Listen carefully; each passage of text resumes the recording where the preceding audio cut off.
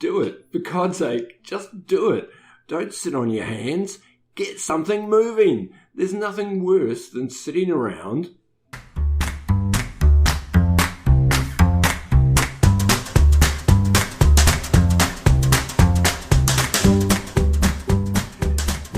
My partner is an almost lifelong friend who's been very successful in life, who has a mantra, never hire a person that walks slowly. And there's real wisdom in that. Action-orientated people are the best at getting things done. There's an old housewife saying that says, if you want to get something done, give it to a busy person. They seem to have their lives organised and structured, and they don't sit around waiting for instructions. However, processes are doers, and processes tend to take their time. They tend to know what they're doing, and that what they're doing is the right thing to do. Many years ago, I was a policeman, and I was a policeman for many years. And you learn a little bit about reacting to high-pressure situations as a policeman. We used to have a saying, fast to a fire, slow to a fight. And there was a little bit of wisdom in there. Young cops didn't really pick up on it until they'd been through a little while, experienced a little stuff, and then they'd go, oh, right. You're fast to a fire because the longer you take to action what you need to do, the worse it will get. It's an escalating situation. Slow to a fight because the longer you take to get there, the more likely is the fight will have finished.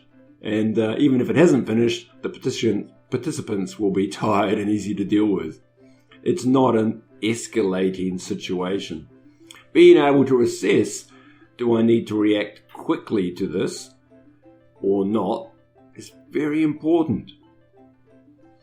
This podcast is about learning pace, learning not to panic, to breathe.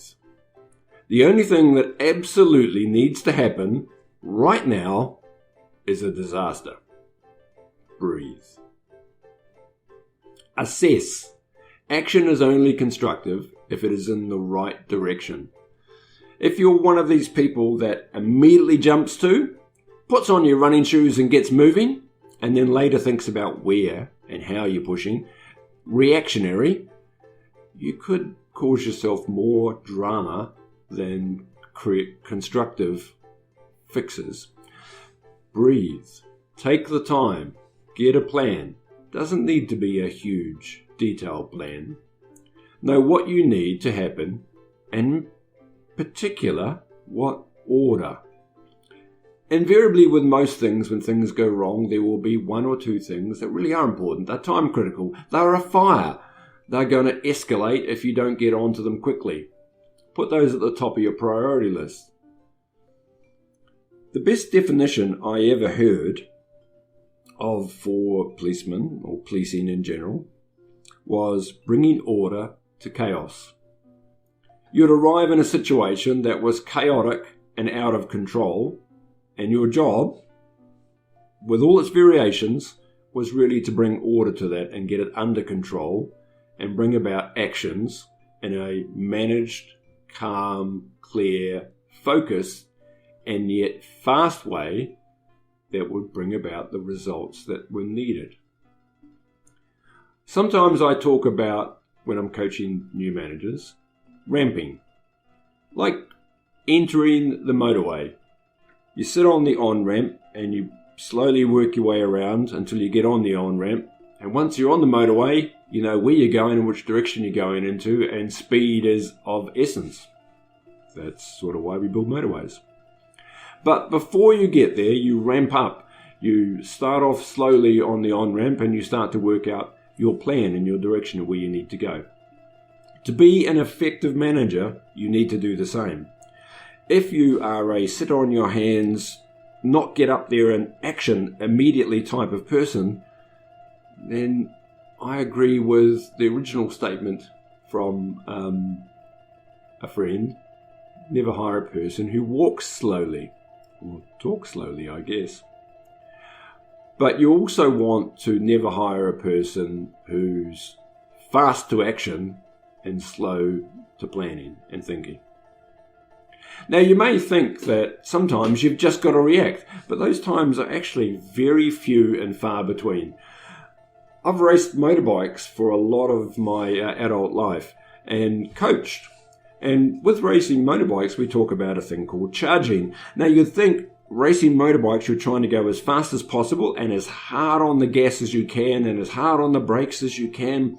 And everything needs to happen quickly and with as much aggression as possible to be fast.